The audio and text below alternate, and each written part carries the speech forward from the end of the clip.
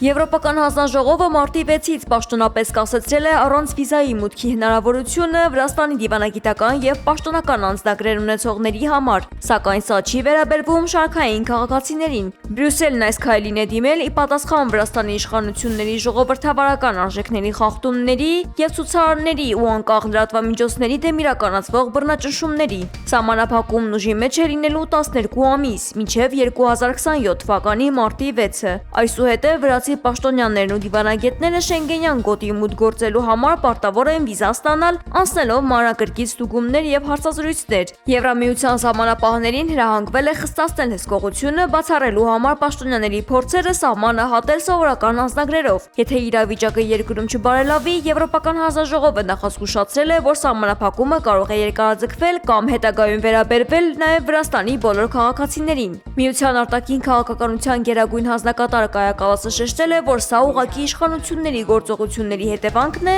սակայն Եվրոպան շարունակում է սատարել Վրաստանի ժողովրդին։